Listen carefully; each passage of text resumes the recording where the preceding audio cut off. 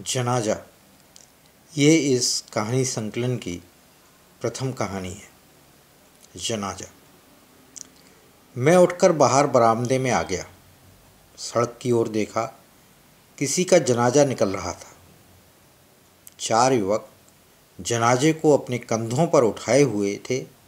अच्छी खासी भीड़ पीछे चल रही थी। राम नाम सत्य है, लोग बोलते जा रहे थे। कहाँ जा रहे हैं ये लोग? मृत शरीर को जलाने, उसका समूल नाश करने।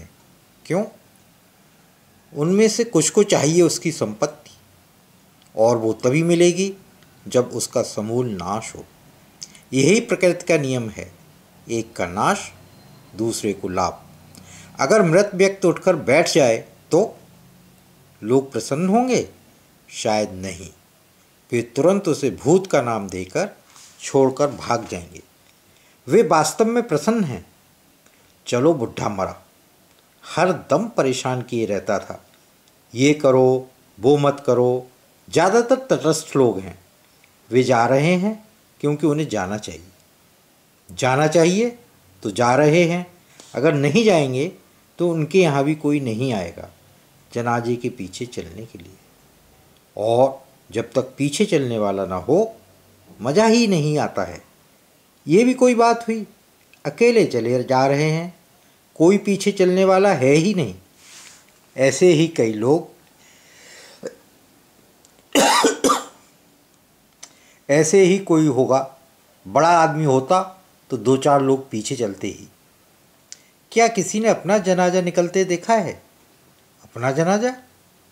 क्या अनर्गल प्रलाप करते हो? नहीं, मैं अनर्गल प्रलाप नहीं कर रहा हूँ।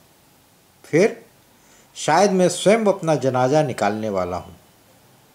तब मैं अपना जनाजा स्वयं देखूँगा। मेरा जनाजा निकलेगा। और मुझे लगा कि वो जनाजा शायद मेरा ही है, और मैं अपना जनाजा स्वयं देख रहा हूँ।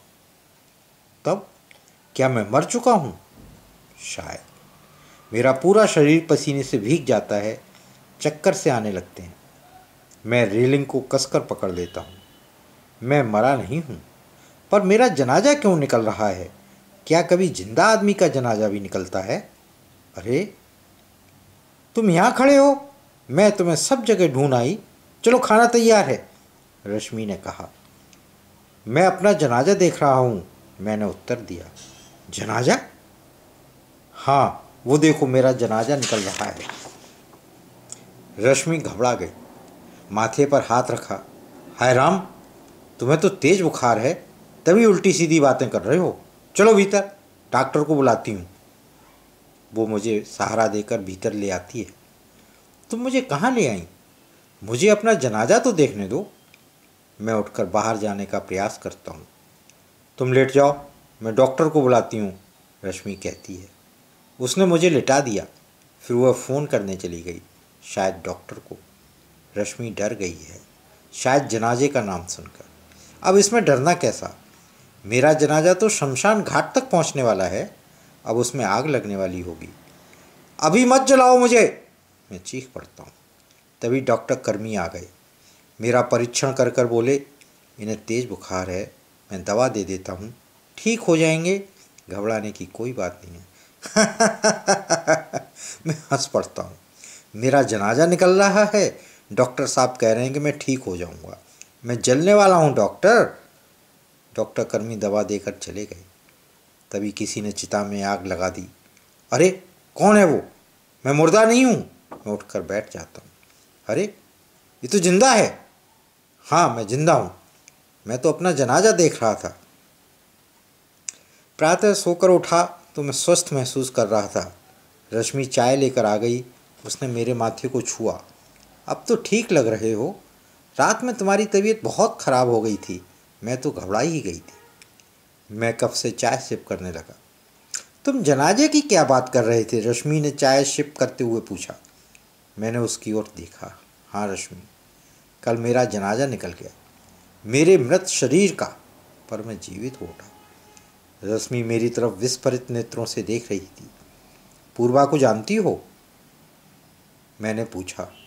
अरे, वही रिसर्च असिस्टेंट, रश्मि ने उत्तर दिया। हाँ, वो रिसर्च ऑफिसर बनने के प्रयास में है।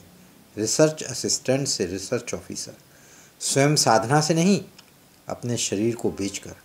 जानती हो वो किसे बेचना चाहती है अपना शरीर?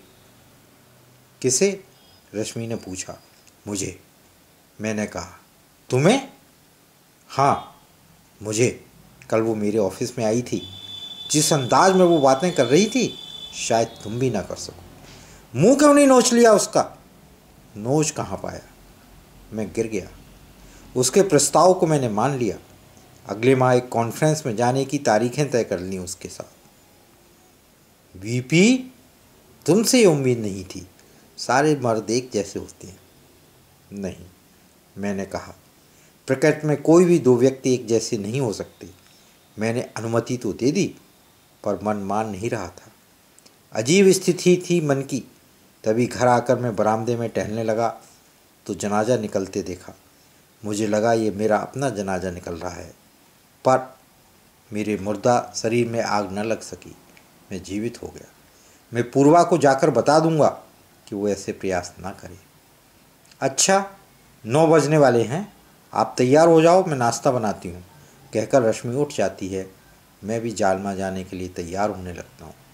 संस्थान जाके मैंने पूर्वा को बुलाया।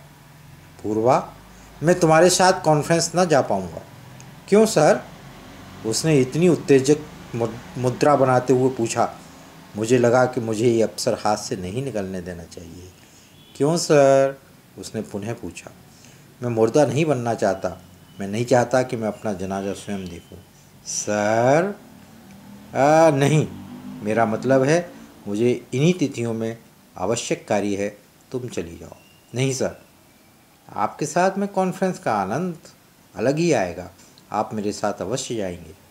मैं नहीं जा पाऊँगा पूर्वा, तुम टिकट कैंसिल करा दो। सर, आप जाएंगे, मैं टिकट कैंसिल नहीं कराऊंगी, कहकर पूर्वा चली गई।